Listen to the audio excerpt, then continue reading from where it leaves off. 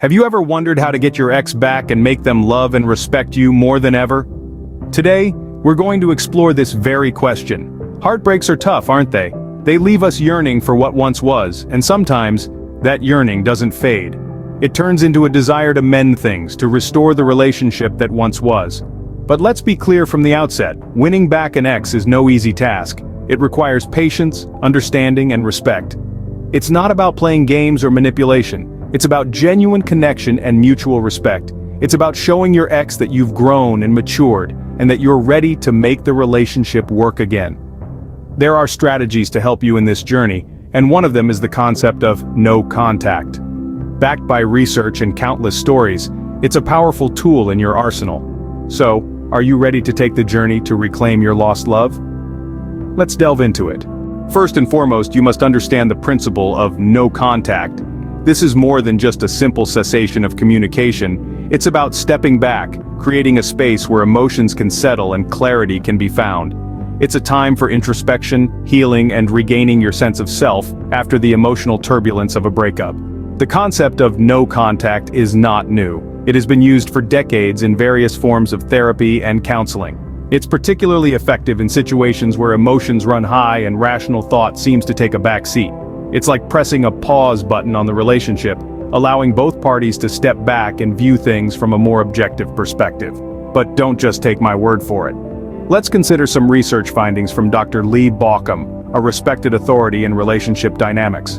Dr. Baucom's study revealed that couples who implemented a period of no contact after a breakup had a greater chance of reconciling and building a stronger, more respectful relationship in the long run.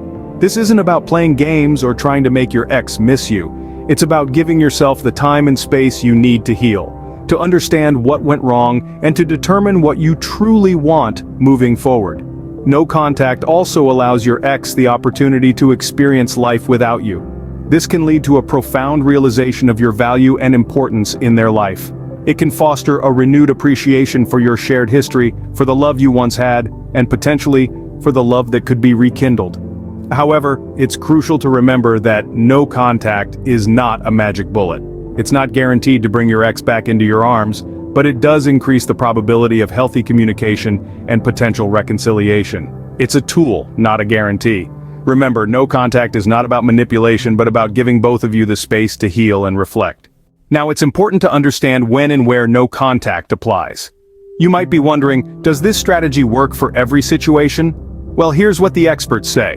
No contact isn't a magic spell that works in every scenario. It's a well-thought-out strategy that tends to be most effective when there was genuine affection in the relationship. If there was real love, respect, and connection between you two, then no contact can potentially reignite those feelings and give your relationship a second chance. But what if there was no affection from the beginning? If the person you've been chasing never had feelings for you, or those feelings were fleeting, no contact is less likely to work. It's hard to miss someone you never truly cared for, right?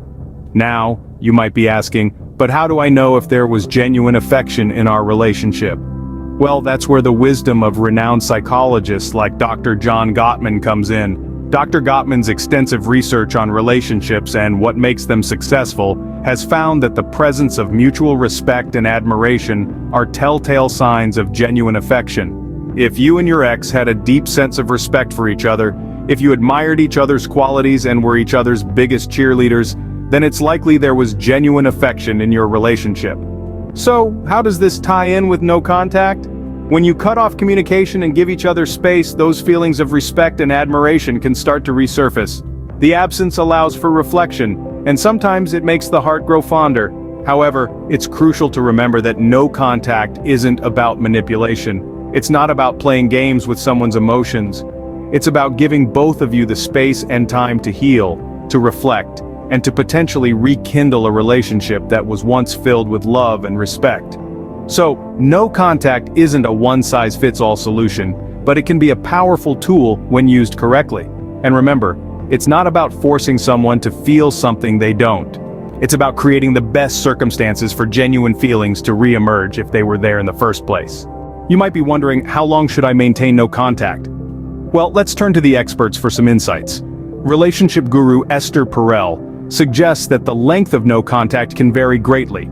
It's not a one-size-fits-all scenario, but rather a tailored approach based on the unique dynamics of your relationship and personal circumstances. Consider it like this.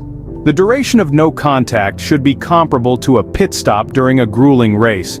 It's a chance to refuel, repair, and reassess your strategy, but it's not the end of the race. The objective is not to indefinitely sever the connection, but to create the space necessary for healing and self-improvement. So, how long could this pit stop take? Well, while it's not an exact science, many experts suggest a minimum of 30 days. This gives both parties a chance to experience life without the other, to reflect on what went wrong, and to work on personal growth. However, don't consider this a hard and fast rule. Some people might need 60 days, 90 days, or even longer. The key is to ensure that you've taken enough time to heal, grow, and gain perspective.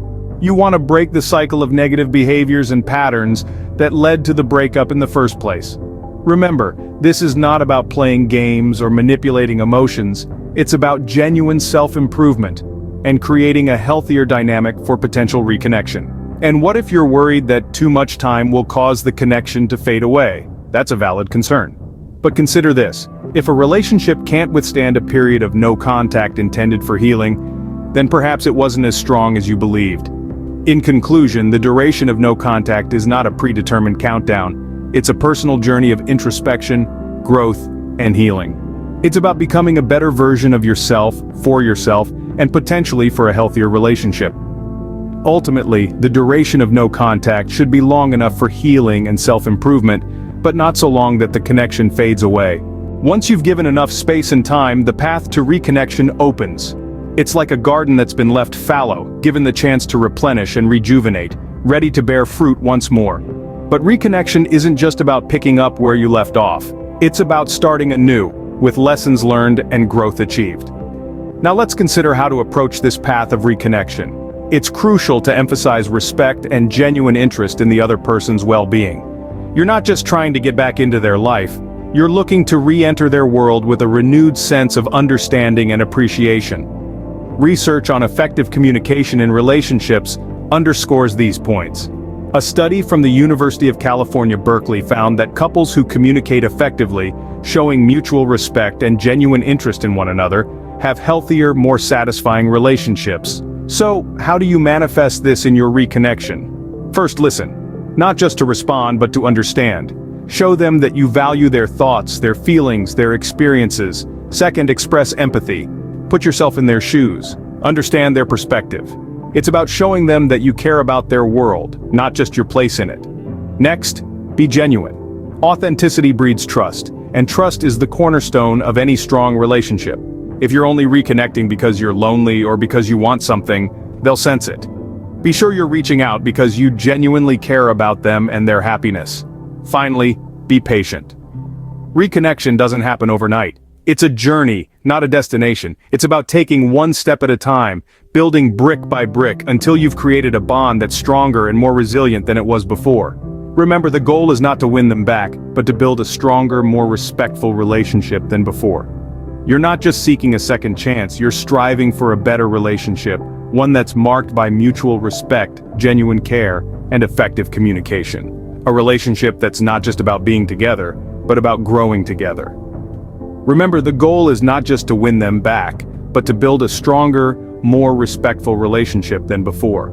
Let's recap what we've learned today. We've taken a deep dive into the concept of no contact, a strategy often employed to rekindle interest and respect in a past relationship.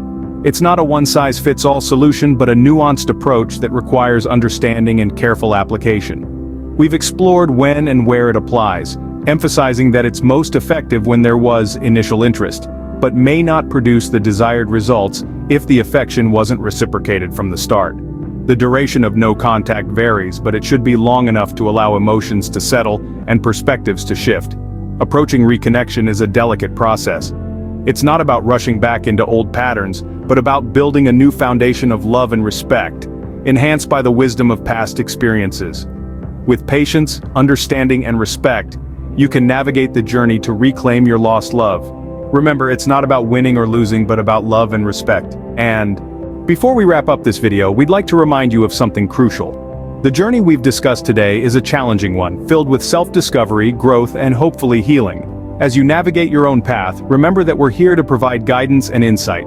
If you found this video helpful and want more content like this, don't hesitate to subscribe to our channel, Superior High Value Man.